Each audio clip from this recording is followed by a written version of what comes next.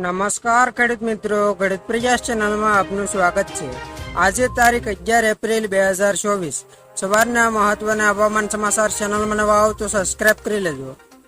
ગુજરાતમાં હળવા ચક્રવાત સાથે વરસાદની આગાહી।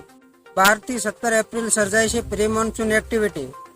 હવામાન નિષ્ણાત અંબાલાલ પટેલે ફરી એકવાર મોટી આગાહી કરી છે। વાત જાણે એમ છે કે રાજ્યમાં આગામી 12 થી 17 એપ્રિલ દરમિયાન પ્રી મોન્સૂન એક્ટિવિટી થવાની હવામાન નિષ્ણાત અંબાલાલ પટેલે આગાહી કરી છે। અંબાલાલ પટેલની આગાહી મુજબ ઉત્તર ગુજરાત, સૌરાષ્ટ્ર તેમજ મધ્ય ગુજરાતમાં પ્રી મોન્સૂન એક્ટિવિટી થશે। આ સાથે જ ભાવનગર અને અમરેલીના કેટલાક વિસ્તારોમાં પણ વાતાવરણ પલટાશે।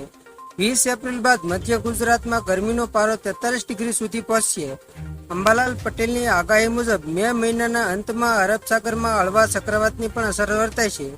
ત્યારબાદ જૂનમાં ભારે પવન અને આંધી સાથે વરસાદની આગાહી કરવામાં આવી છે। હવામાન નિષ્ણાત અંબાલાલ પટેલ દ્વારા ગુજરાતમાં ચોમાસું સારું રહેવાની પણ આગાહી કરવામાં આવી છે।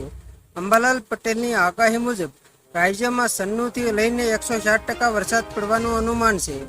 હવામાન નિષ્ણાત અંબાલાલ પટેલે 12 એપ્રિલથી 17 એપ્રિલ દરમિયાન રાજ્યમાં આંધી વંટોળ સાથે ગાજવીજ સાથે પ્રી મોન્સૂન એક્ટિવિટી થવાની શક્યતા છે। આગાહી મુજબ ઉત્તર ગુજરાત, સૌરાષ્ટ્ર તથા મધ્ય ગુજરાતમાં આંધી વંટોળ સાથે પ્રી મોન્સૂન એક્ટિવિટી થઈ શકે છે। પ્રી મોન્સૂન એક્ટિવિટીના કારણે હાલ ગરમીનું પ્રમાણ ઘટી શકે છે। 20 એપ્રિલ બાદ મધ્ય ગુજરાતમાં ગરમીનો પારો 43 ડિગ્રી સુધી પહોંચવાની આગાહી અંબાલાલ પટેલે કરી છે। મેના અંતમાં અરબ સાગરમાં હળવા ચક્રવાતની અસરના કારણે ચોમાસું પ્રભાવિત થઈ શકે છે। ત્યારબાદ જૂનમાં ભારે પવન સાથે આંધી સાથે વરસાદની આગાહી છે। અંબાલાલ પટેલે કહ્યું છે કે પ્રી મોન્સૂન એક્ટિવિટીના કારણે ગરમી ઘટશે। 20 એપ્રિલ બાદ મધ્ય ગુજરાતમાં ગરમીનો પારો 43 ડિગ્રી સુધી પહોંચશે। આ સાથે તેમણે ઉમેર્યું કે હિમાલયમાં ભારે બરફ વર્ષા થશે તો ચોમાસા પર અસર થશે। અંબાલાલની આગાહી મુજબ 24 મે થી 4 જૂન વચ્ચે આંધી વંટોળ વચ્ચે ગુજરાતમાં વરસાદ થઈ શકે છે। આ સાથે તેમણે કહ્યું કે હાલમાં ચોમાસાનું આંકલન થઈ શકે નહીં।